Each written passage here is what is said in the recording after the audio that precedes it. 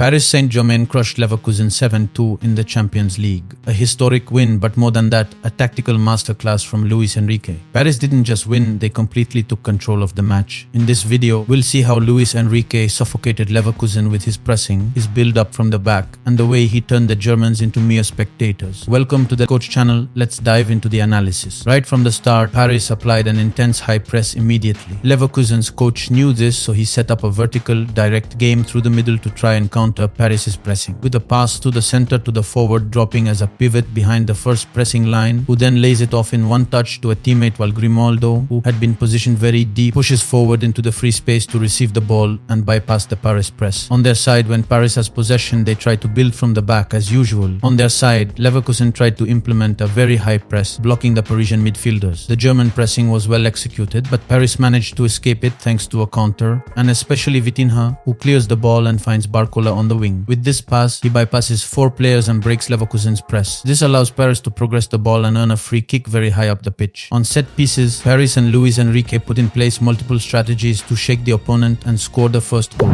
On the free kick, you can see 6 Parisian players in the penalty area, which completely frees up space for Nuno Mendes at the edge of the box. Vitinha delivers a precise ball to his Portuguese teammate. His shot is blocked and results in a corner. Again, Paris plays the set piece in 2 phases because the yellow rectangle zone in front of the goal where Pacho is positioned is crowded with 6 German players. Mendes' layoff draws the opposition out of the zone and immediately opens the space behind, now completely free. Paco alone dives at the far post and heads the ball into the net, 1-0 for Paris Saint-Germain.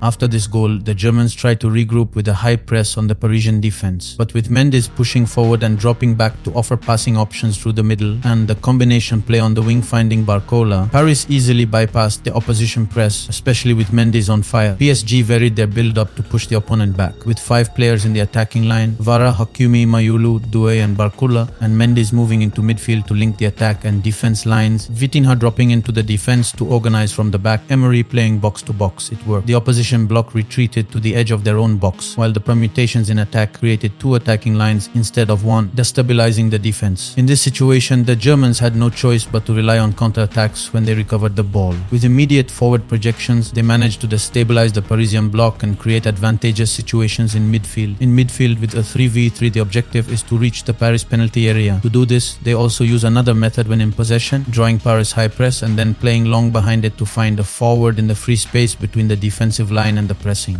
This creates a 1v1 situation where Pacho gets beaten, giving them a 3v2, but once again the Paris defense clears the danger. That's how Bayer Leverkusen manages to earn their first penalty, with the keeper trying to hold on to the ball as long as possible to attract the Paris press. After drawing the opponent as much as possible, they switch the play to one side to go long and exploit the free spaces created as the opposing team is stretched across the pitch. This creates another 3v3 situation about 30 meters from goal. The ball is played behind the Paris defense, forcing them to drop back and allowing Leverkusen to win a very high throw-in. The throw is played quickly and the Germans find Echeverry in the Paris box, who manages to slip through thanks to a 1v2 situation. He reaches the penalty spot and defender Zabarini illegally stops the ball with his hand, resulting in a penalty. The penalty is taken by Grimaldo, but his shot is pushed onto the post. It was a huge chance for Leverkusen to equalize. Then, a lack of concentration and Hendrich's stupidity, thinking he's in MMA, jumping to elbow Doué in the jaw, leads the referee to intervene and show a red card, leaving his teammates with 10 men. It's a double punishment for Leverkusen after Grimaldo's missed penalty. The German team shifts to a 4-4-1 formation, and despite the difficult situation, they manage to score thanks again to a slow clearance by the keeper. Pacho heads the danger away and defender Tapsoba also clears with his head towards the Paris defense. The ball is launched in behind the defense and the power and speed of forward Kofan allows him to get past the Paris defenders, but Zabarini falls him. The referee awards a penalty and gives a red card to the Paris defender. Both teams are now down to 10 men. Garcia doesn't let Grimaldo take the penalty and converts it himself. 1 goal each.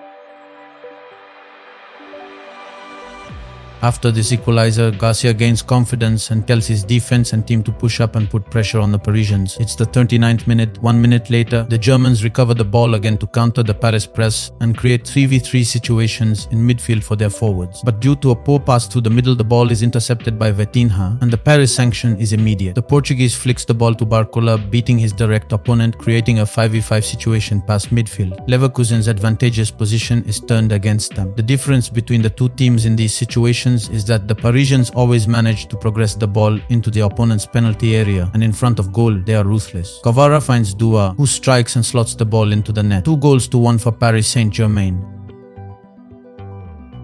After this goal, the Parisians leave no chance for the Germans to exploit the middle with vertical passes, creating overloads and putting more pressure on the opponent's midfield. On recovery, they push forward immediately. This is also seen in a sequence where Leverkusen tries to draw the Paris press high up the pitch to bypass it with a long ball behind. But Hakimi quickly tracks back to the opponent's midfield, wins the ball, and immediately Paris push forward to score the third goal. Kvara is found on the left wing, cuts inside to strike with his right, but the shot is blocked by a defender. The ball reaches Grimaldo, who is completely alone and tries to clear quickly but ends up setting up Kvara. Kvara immediately converts this excellent pass from the Spaniard, sending the ball into the net. 3-1. After this third goal, Leverkusen tries to build through the wing as the middle is now closed. Using excellent triangular play along the touchline, they manage to advance the ball. At the last moment, when they decide to find their pivot striker in the middle, Mendes anticipates the pass and recovers the ball. The transition is immediate with incredible passing through the center. Vitinha receives the ball, quickly switches to Barcola, and Hakimi, who had tracked back to defend, immediately drives forward behind the midfield. He's played through completely alone. The combination of passes through the middle is truly impressive. 7 Leverkusen players are completely erased and the German defense is exposed in midfield. Due is found on the wing. The Parisians have a 4v2 numerical advantage at the edge of the German penalty area, but the Parisian prefers to curl the ball and place it into the near post. 4-1. In just 7 minutes, Bayer Leverkusen have conceded 3 goals. The Parisians are incredibly efficient in attack. At halftime, Luis Enrique makes a change, bringing Lucas Hernandez on for Desiré Doué. The forward was just 1 goal away from a hat-trick, but the Spanish coach prefers the balance of his team and collective success over individual glory. Right from the start of the second half, the Parisians continue their very high pressing on the defense. The Germans try to play again behind the Parisian press, but defender Pocho has been briefed at halftime. Stick to your forward when he drops into the free space before he receives the ball. That's what he hadn't done in the first half, and that's why he kept getting bypassed. Physically, he recovers the ball and Vitinha spreads it to maintain possession. The Leverkusen team is suffocated, and unlike the first half, there's a new instruction upon losing the ball. The Parisians immediately execute counter pressing on the German defense. Luis Enrique wants to kill any hope for the Germans to get back into the game before the hour mark, to have the last half hour completely under control. The ball is easily recovered by the Parisian defense, and immediately the build-up and rotation game kicks in. The ball reaches Mendes, and immediately Vitinha starts dropping to take his fellow Portuguese's spot. This creates the situation with Vitinha, who has joined the defense while Mendes pushes forward to position himself in attack through the middle. Mendes, marked by a central defender, starts dropping into midfield to offer passing options, which forces the defender to follow him and leave space behind. Meanwhile, Vitinha holds the ball, drawing 2 opponents in and advances. At that exact moment, Mendoski appears and takes advantage of the free space created behind his direct marker to accelerate and make a run in behind. Vitinha, in his box-to-box role, uses the free space in the middle to accelerate and play Mendoski through. The Portuguese attack is ruthless with a simple finish, only facing the keeper. 5-1.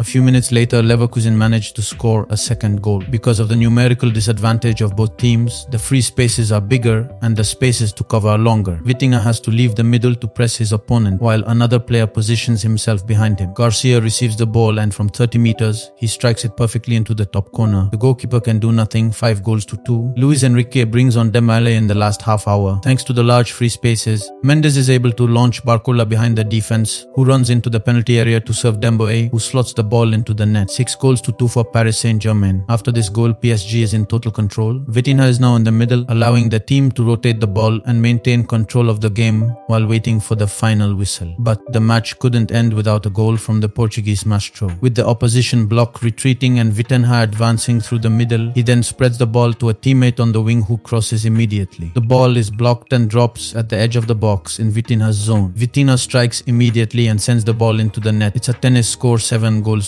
In conclusion, as the match went on, Leverkusen coach Kasper completely disappeared tactically and could do nothing against Luis Enrique's tactical genius and the Parisians' offensive efficiency. Paris Saint-Germain is gradually returning to last season's level with more maturity, experience and much less pressure. And if this return to form continues, no one in Europe is ready.